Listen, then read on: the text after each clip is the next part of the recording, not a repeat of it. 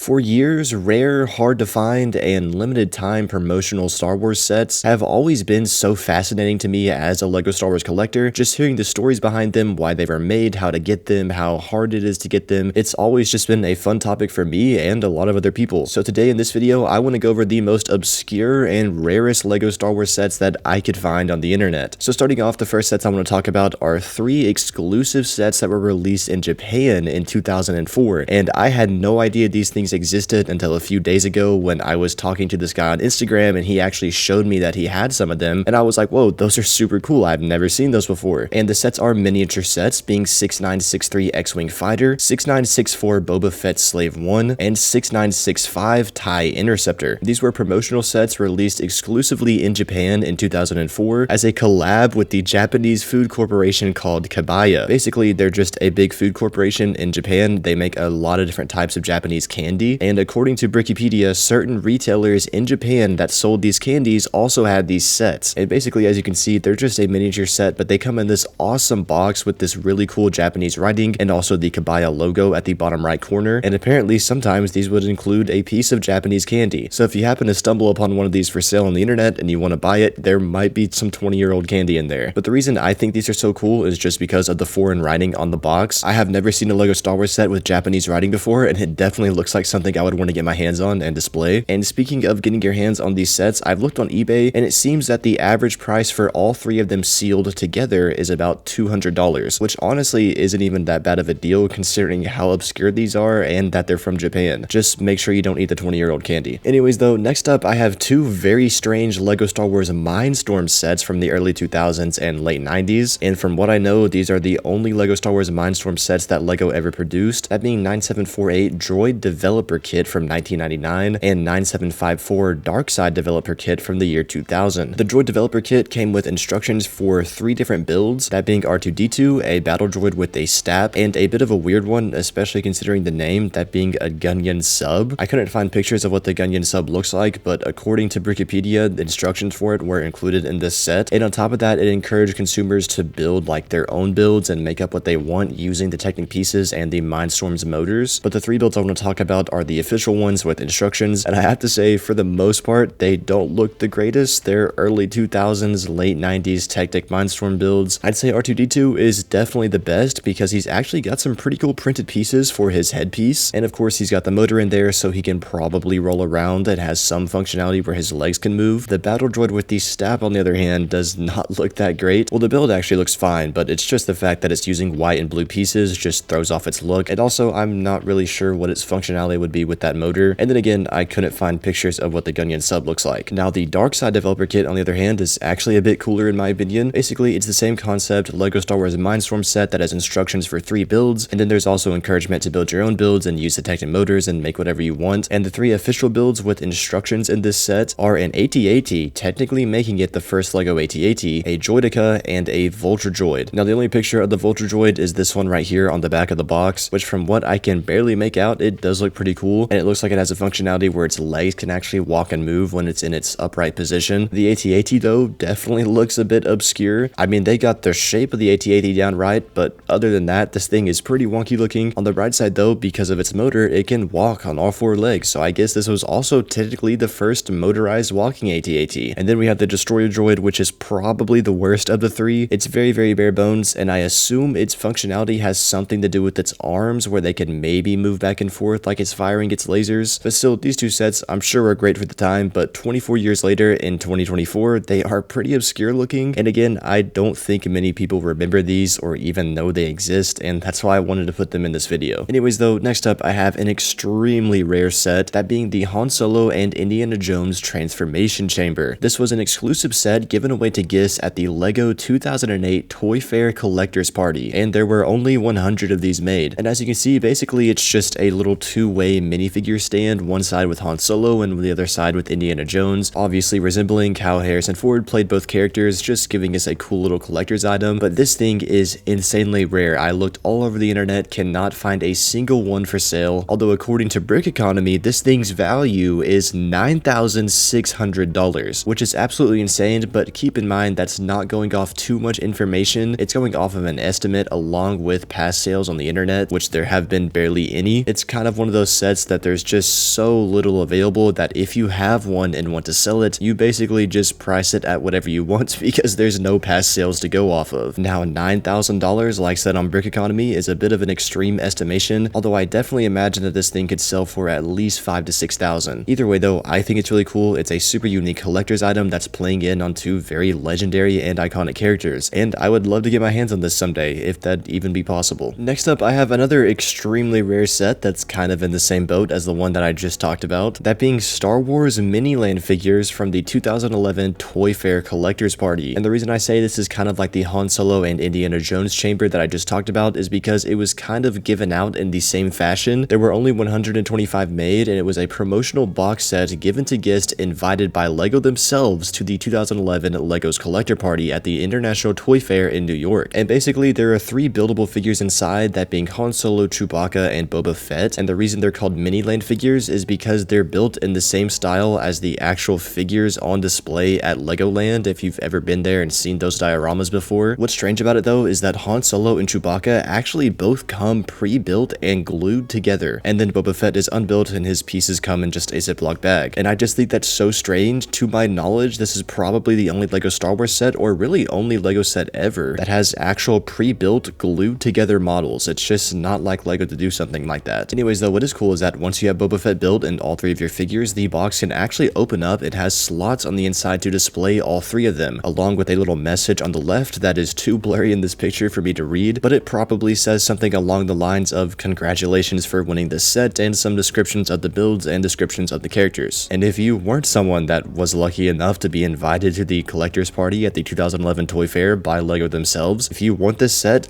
good luck finding it, because I looked all over the internet. It's like the Han Solo and Indiana Jones chamber. I could not find a single one for sale. And then of course you have Brick Economy throwing out an insane estimate of $7,800. But again, that's probably not accurate because there's not really any past sales to go off of. So it's really just up to the seller, but if I had to estimate, it could probably go for about $3,000 to $5,000. Anyways though, lastly I want to talk about what's probably just the rarest LEGO Star Wars set ever made. If you even want to call it a set, it's really kind of a kit or promotional event, I guess. But it's the clone building event. No, not that clone building event, this clone building event. But before I talk about this one, I want to give you some context of what the clone building event is actually supposed to be using the original one. So basically, back in 2002, to promote the release of Episode 2 and the release of the first wave of Episode 2 LEGO Star Wars sets, at Walmart, LEGO hosted an event where kids were given this kit right here that included 150 clone troopers, and basically they just were challenged to see how many they could build in 60 seconds. And yes, this one from 2002 is extremely rare, extremely valuable, and pretty hard to get your hands on, but it's pretty popular. A lot of people know of this thing. If you've been in the community for some time, you've probably seen pictures of this somewhere. There's also been some pretty good and popular videos made on it before, but what a lot of people don't know is that there was actually a second one in 2008 that was basically the same exact thing, except it was either held at LEGO stores or Toys R Us. I'm not really sure which one. I've seen people claim both. Kids were challenged to see how many clones they could build in 60 seconds, and it was to promote the release of the Clone Wars and the first wave of Clone Wars sets. And this thing is so rare that the picture you are seeing right now is the only picture of this thing on the internet, and it comes from LEGO Star Wars Misprint Collector on Instagram. I mean, I searched and searched, there's plenty of pictures of the 2002 one, but this is the only picture I could find of the 2008 version that most people don't even know existed.